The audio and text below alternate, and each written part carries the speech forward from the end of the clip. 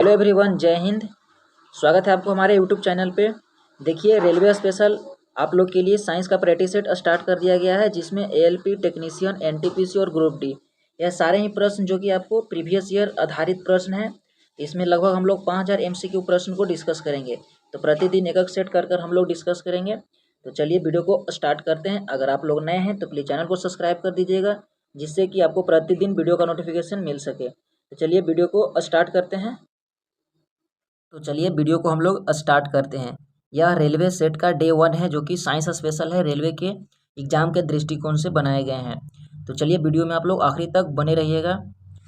आज का फर्स्ट प्रश्न है, आप लोग कोशिश कीजिएगा कि प्रश्नों का जवाब देने का। आज का फर्स्ट प्रश्न है कि जीवन का मूलभूत इकाई यानी यूनिट क्या है।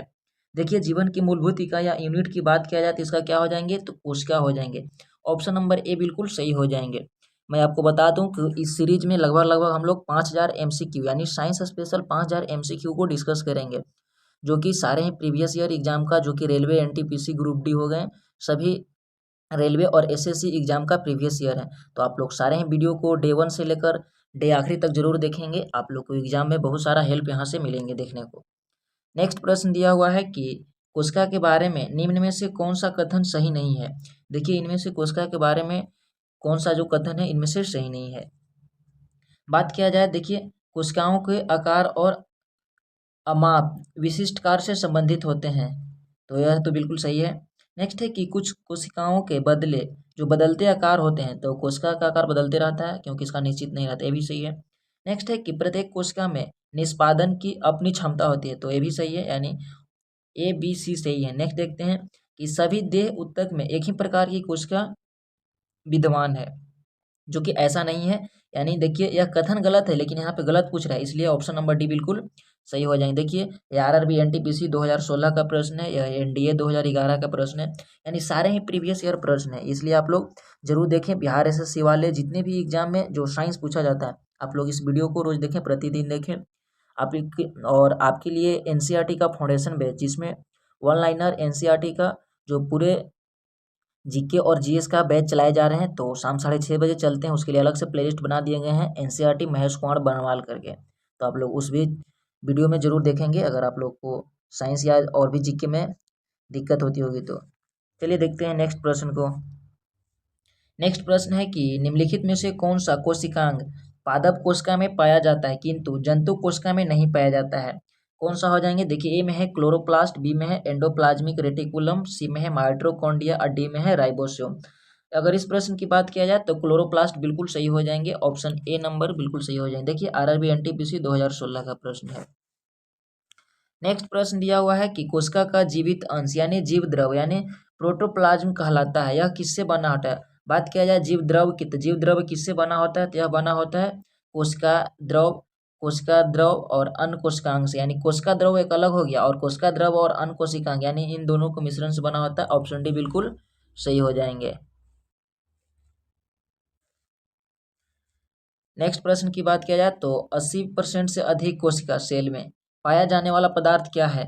तो इसमें पाया जाने वाले पदार्थ हो जाएंगे जल, जो कि 80% से अधिक होता है। ऑप्शन डी बिल्कुल सही हो जाएंगे।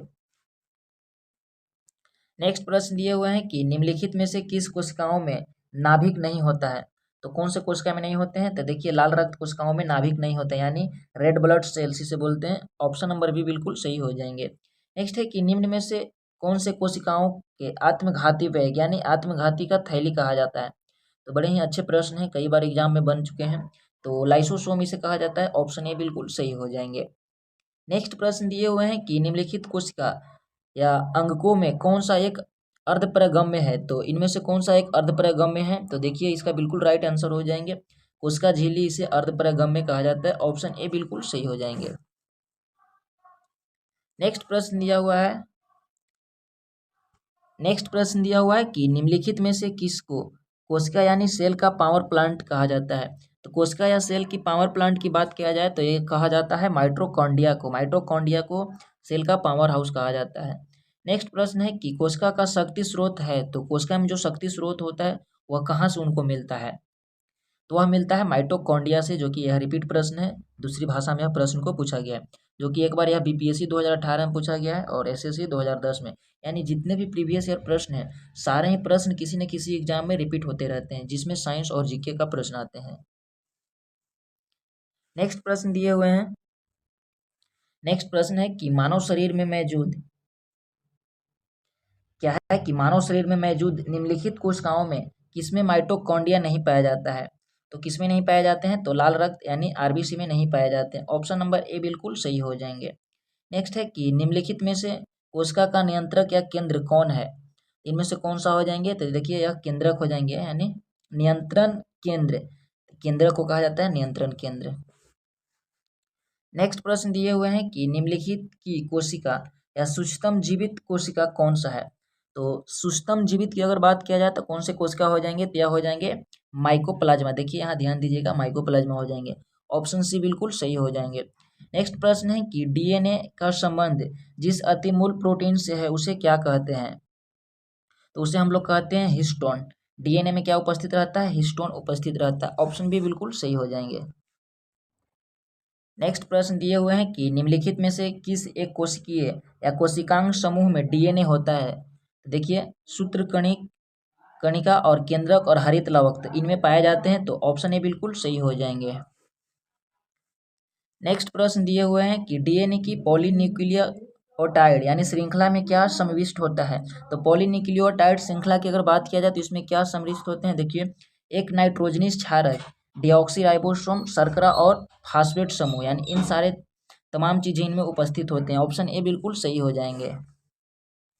नेक्स्ट प्रश्न है कि चिकनी या अंतर्द्रवी जालिका के अनुपूरक कार्यों में से कौन एक कार्य है।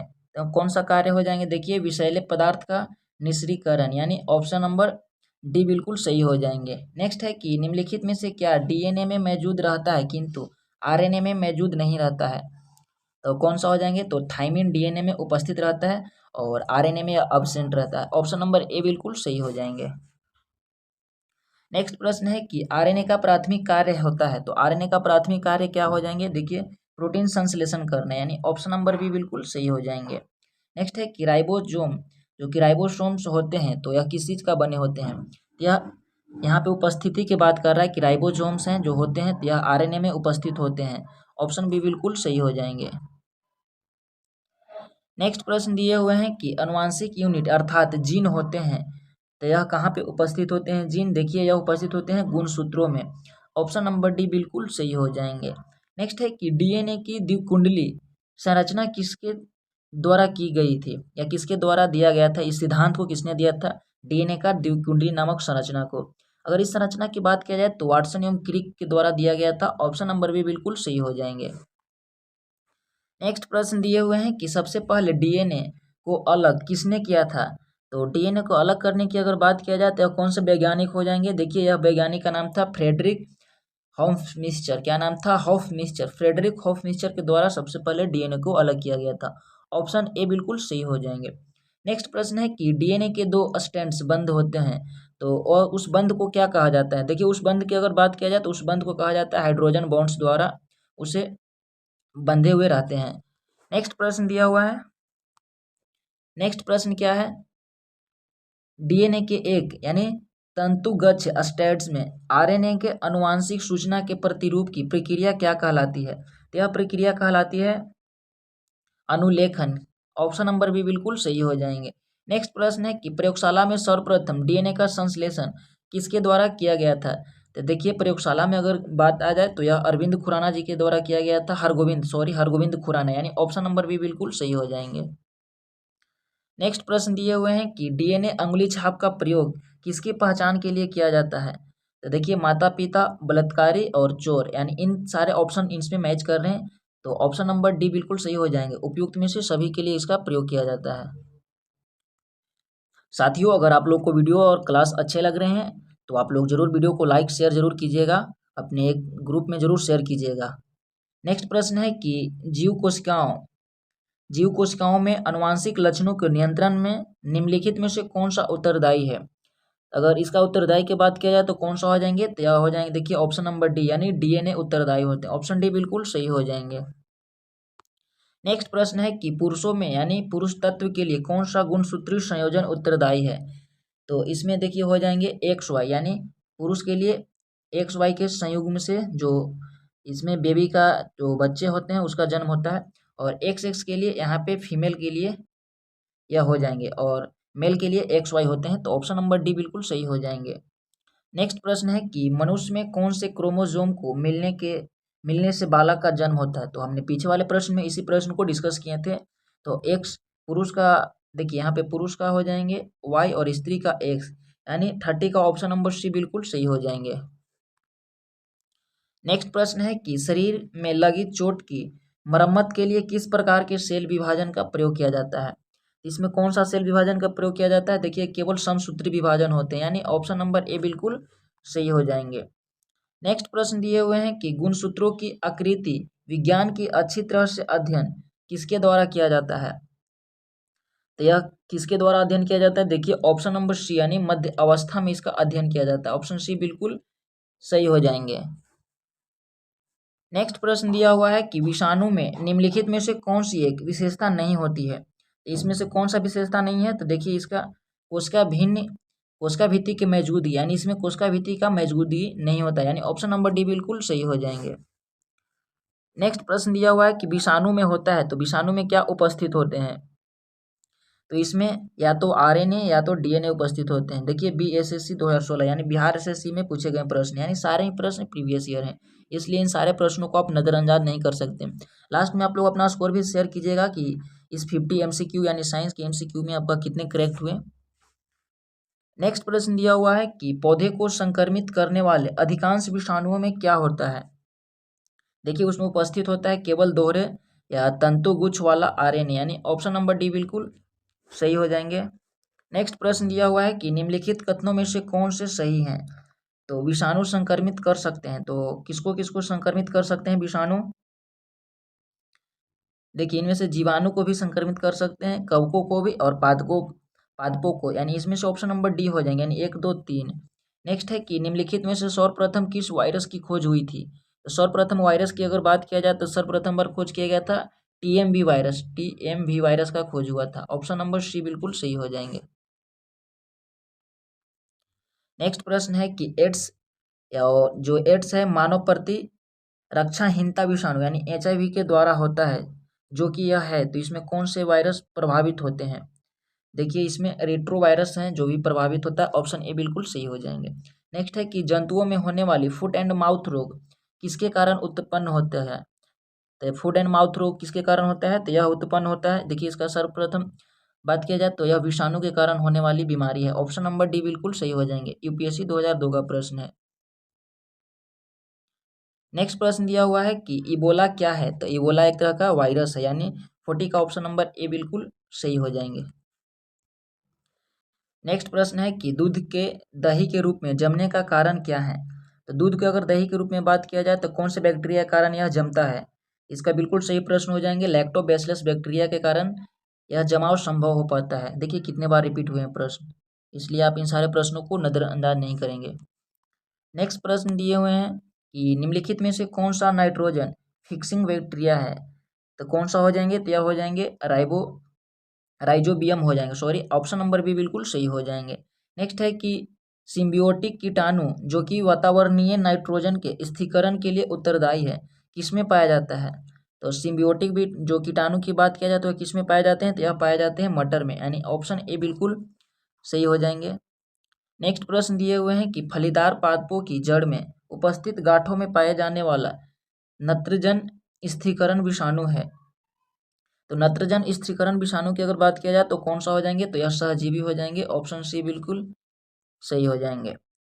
नेक्स्ट प्रश्न दिए हुए हैं कि अनुवांशिक हेरफेर द्वारा प्राकृतिक पृथक्कृतों में जो कृत में विकसित जीवाणु का कौन सा जीवाणु विभेद यानी समुद्र में बिखरे तेल का निवारण करने के लिए उपयोग में लाया जा सकता है। तो किसको लाया जा सकता है, तो यह लाया जा सकता है स्यूडोमोनास यानी अस्ड्यूमोनास को लाया जा सकता है, ऑप्शन डी बिल्कुल सही हो जाएंगे।